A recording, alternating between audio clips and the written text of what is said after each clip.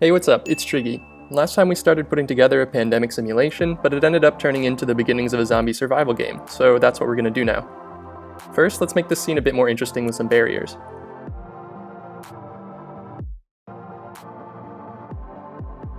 But this makes the zombies run into walls all the time since they try to run at you in a straight line.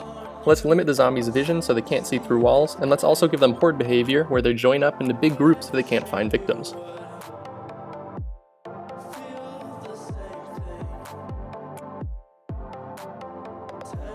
Also, let's slow these guys way down. And let's give our fellow citizens a fighting chance by giving them some self-preservation instinct and have them avoid zombies. Great, now we have the groundwork, let's make a better setting for our game.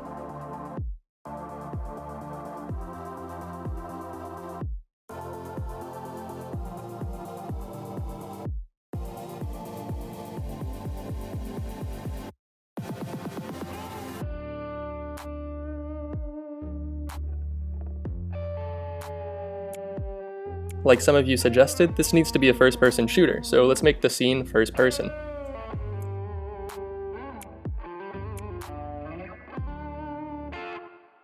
We are still participants in the game, since if we get infected, we can infect others. And what's missing? Oh yeah, guns.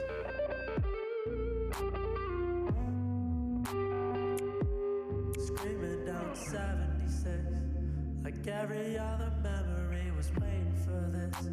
The city lights ignore us, that's too pretty to give. Tension louder than the windows down like we never kissed. Double M on the stereo. That's a decent start for now.